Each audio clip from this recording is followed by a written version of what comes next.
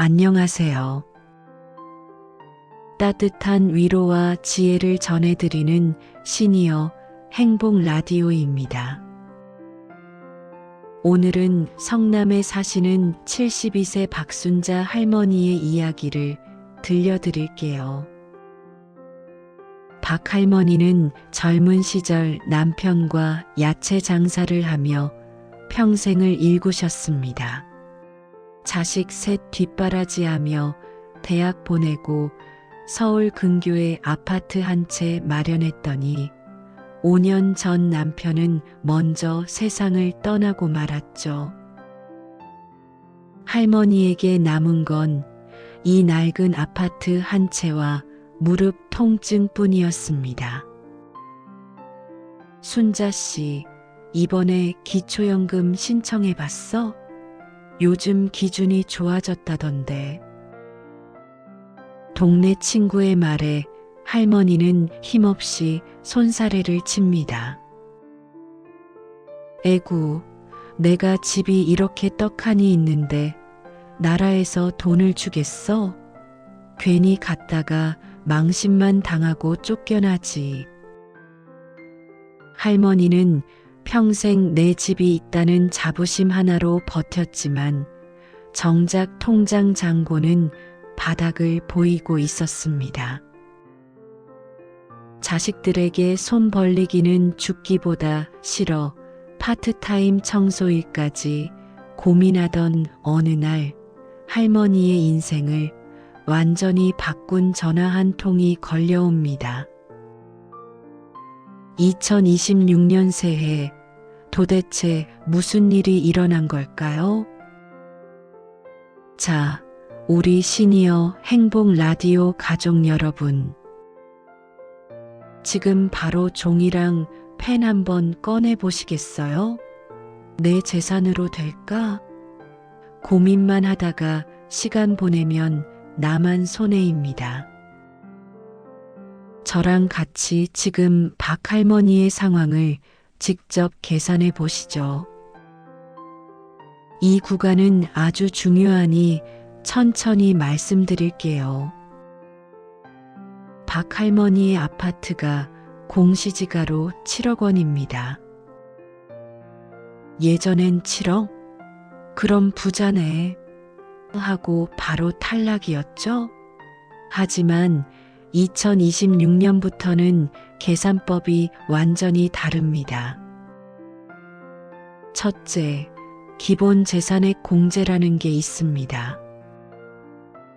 사시는 곳이 서울이나 성남 같은 대도시라면 나라에서 무조건 1억 3,500만 원을 먼저 재산에서 빼줍니다. 대도시는 집값이 비싸니까 이 정도 집값은 재산으로 안 칠게라고 배려해 주는 것이죠. 중소도시는 8,500만 원, 농어촌은 7,250만 원을 뺍니다. 둘째, 박 할머니는 주택연금을 매달 받고 계셨어요. 2026년부터는 주택연금 수령액 중 일부를 소득에서 공제해 줍니다. 오히려 집을 담보로 빚을 낸 것이니 부채로 인정받아 재산 총액을 낮춰주는 효과까지 생깁니다. 셋째, 통장에 든 현금 3천만 원. 이것도 걱정 마세요. 기본적으로 2천만 원은 금융재산 공제로 그냥 빼줍니다. 나머지 1,000만 원도 매달 이자, 소득으로 환산하면 아주 적은 금액이죠. 자, 7억에서 1억 3,500만 원 빼고 주택연금 부채 빼고 통장 돈 공제받고 나니 놀랍게도 박 할머니의 소득인 정액이 수급 기준선 아래로 쏙 들어오게 된 겁니다. 여러분도 지금 본인 집값에서 이 금액들을 하나씩 빼보세요. 희망이 보이실 겁니다. 박할머니 사례만 있는 게 아닙니다. 이번엔 강원도 산골에 사시는 이씨 할아버지 이야기입니다. 할아버지는 조상님께 물려받은 시골 땅이 좀 있으셨어요. 팔리지도 않는 땅인데 공시지가가 높다는 이유로 매번 탈락하셨죠. 팔리지도 않는 땅덩어리 때문에 밥 한 끼 사 먹을 돈도 못 받나? 할아버지는 억울해서 밤마다 약주를 드셨답니다. 그런데 2026년 이씨 할아버지도 당당히 연금을 받게 되셨습니다. 비결이 뭘까요? 바로 재산 가치 평가의 현실화 덕분입니다. 예전엔 배기량 큰 오래된 차가 있으면 무조건 탈락이었죠. 하지만 이제는 차의 연식과 가액을 꼼꼼히 따집니다. 할아버지의 10년 넘은 화물차는 이제 재산 가치가 거의 없는 것으로 인정받았습니다. 시골 땅도 실제 소득이 발생하는지를 더 엄격히 따지게 되면서 혜택을 받게 된 것이죠.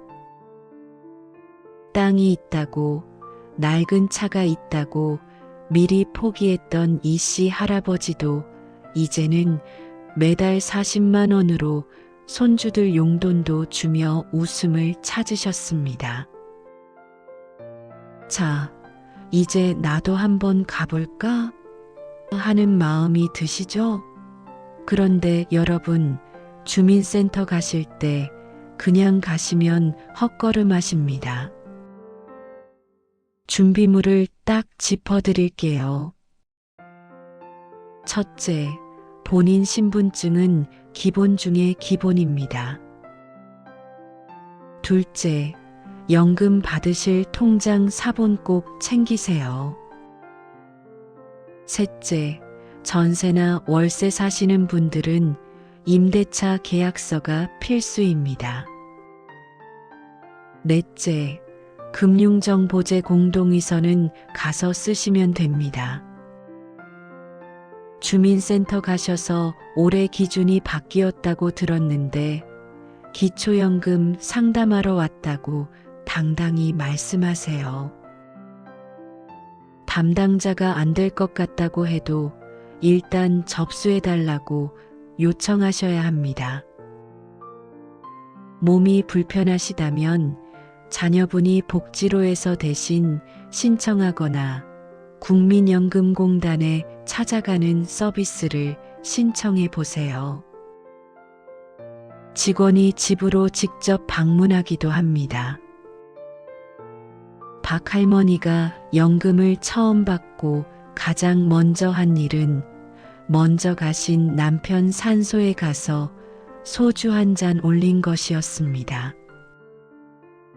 여보, 나 이제 나라에서 주는 돈으로 고기 좀 사 먹고 잘 살 테니 걱정 말아요. 라며 울며 웃으셨답니다. 기초연금은 공짜가 아닙니다. 여러분이 땀 흘려 이 나라를 일구어온 세월에 대한 국가의 존경과 대가입니다. 65세가 되셨다면 혹은 예전에 떨어졌더라도 2026년에는 반드시 다시 신청하세요.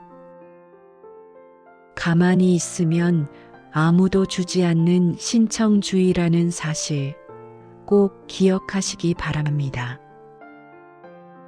오늘 이야기 도움 되셨다면 구독과 좋아요 부탁드리고요. 주변 친구분들에게도 우리도 될 수 있대 라고 꼭 공유해 주세요. 지금까지 여러분의 따뜻한 사랑방 시니어 행복 라디오였습니다. 오늘도 평안하고 행복한 하루 보내시길 바랍니다. 시청해 주셔서 감사합니다.